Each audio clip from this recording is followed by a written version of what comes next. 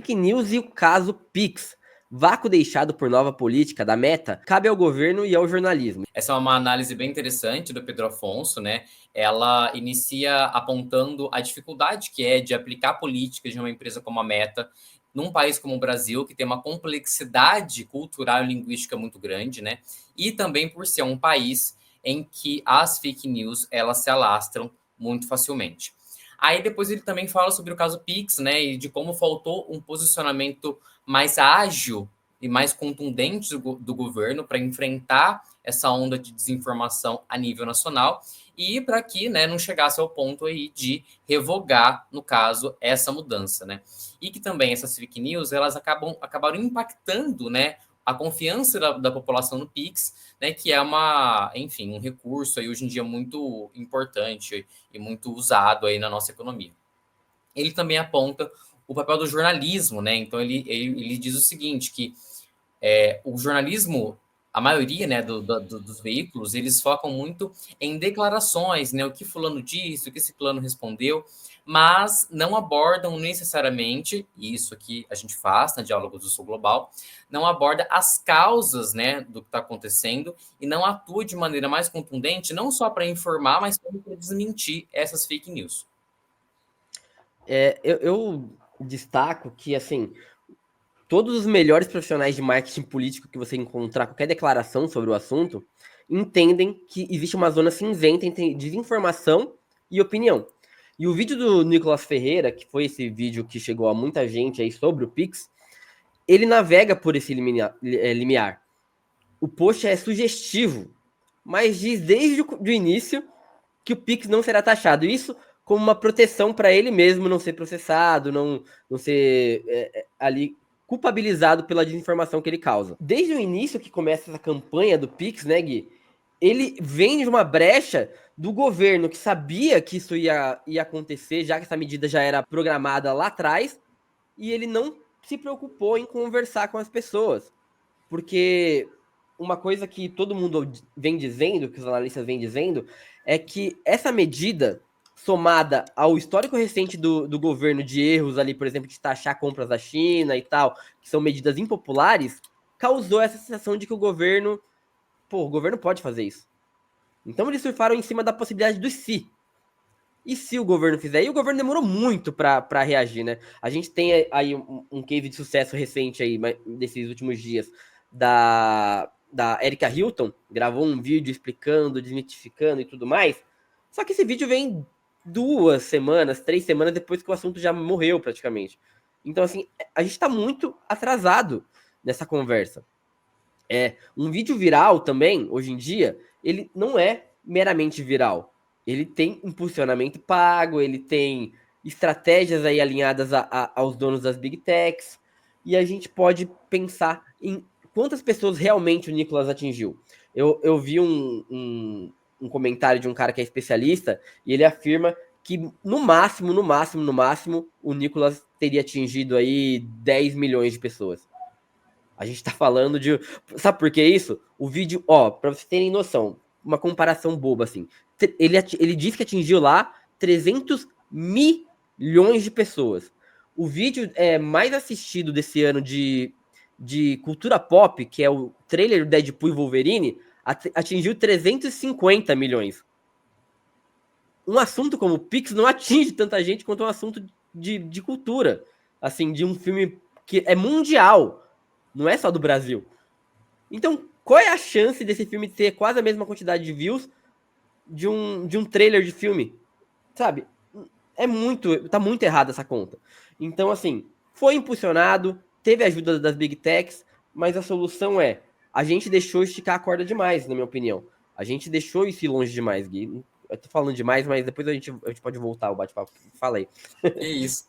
Não, assim, só para pontuar, né, em relação à Erika Hilton, né, ela mesmo não fazendo parte ali, né, da equipe do governo, né, ela resolveu responder a esse vídeo porque ela viu o alcance, né, tem um texto, inclusive, no UOL, bem interessante, do Felipe Pereira, que pontua isso, né, de como que ela saiu à frente aí, conseguiu fazer um conteúdo que realmente conseguisse bater de frente com o conteúdo do Nicolas, ainda que não tivesse a mesma quantidade de visualizações, mas teve um alcance, uma repercussão muito grande. E isso é bem interessante, sim, de pontuar, né? E é isso, né? Ela faz ele fala isso, né? Ela faz um contraponto, né? A afirmação de que a esquerda perdeu a conexão com o povo. Então, a Erika Hilton, ela vem, né, e consegue mostrar que não é bem assim. Inclusive, foi ela que conseguiu dar uma grande proporção para a discussão sobre o debate da escala 6x1, por exemplo. Então, é interessante, talvez, entender como que ela está conseguindo atingir esses números nas redes, porque, querendo ou não, hoje em dia, a gente ainda precisa descobrir uma forma, sim, de nos comunicarmos nas redes e conseguir ter alcance. É como você comentou, com certeza sim teve a influência da Meta para que esses conteúdos, para que esse vídeo do Nicolas tivesse as visualizações que teve, mas enquanto a gente não tem uma outra mídia social, uma outra plataforma para usar com um grande alcance e muitos usuários, vai ter que se descobrir uma forma de atingir as pessoas. E aparentemente, até agora, a Erika Hilton tem conseguido fazer isso muitas vezes, né, em relação a muitas pautas.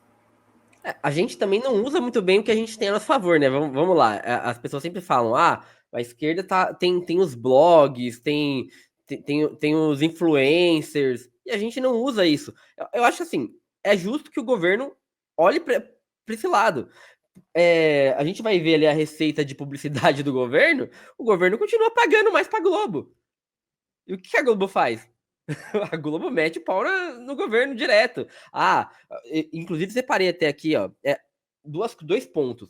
Quem preparou esse texto para o Nicolas ler foi o Duda Lima. Para quem não está familiarizado, o Duda Lima é o marqueteiro do Bolsonaro, da última campanha, e ele foi o marqueteiro aqui de São Paulo que deu a ideia do Ricardo Nunes, que deu aquela ideia do Ricardo Nunes pedir para o Tarcísio soltar uma fake news em cima da hora sobre o Boulos, sobre que o Boulos tinha apoiado o PCC, e depois isso morreu.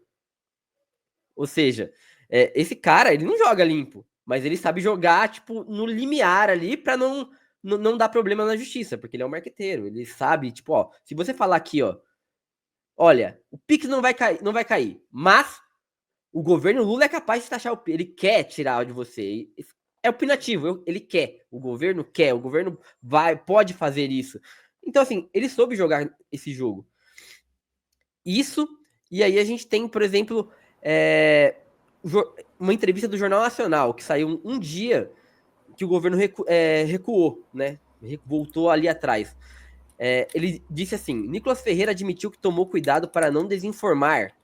Abre aspas, de fato, eu coloquei que não duvidaria se também o Pix fosse taxado no futuro, mas deixei bem claro que o Pix não será taxado. Essa foi a manchete. E aí, o Estado de São Paulo falou: Pix não vai ser taxado. Não iria ser taxado. Mas o boato só prosperou porque faz sentido diante da sanha arrecadadora de um governo que não quer cortar gastos. Aí coloca assim bem em destaque o cortar gastos. Por quê? Porque é o que eles querem. Eles querem que o governo corte gastos e aí vão culpar o governo por não fazer, não ter dado certo a ideia do governo porque ele não quis cortar mais gastos. Ou seja, dá dinheiro para essas pragas, vale a pena, gente? É a pergunta que fica aí, Gui. Mais alguma coisa, Gui? Só queria pontuar também que o texto do Pedro ele traz uma questão muito importante, que é educação midiática, né? Então, ele fala a importância de tanto o governo e o jornalismo fazerem campanhas educativas, né? E também ele cita a alfabetização digital, né? Que é a capacidade das pessoas lerem, escreverem, interpretarem conteúdos nas tecnologias digitais. Isso é importante porque, né? Tem uma pesquisa que foi divulgada há pouco tempo, da Organização para a Cooperação e Desenvolvimento Econômico, sobre a capacidade da população adulta de identificar fake news.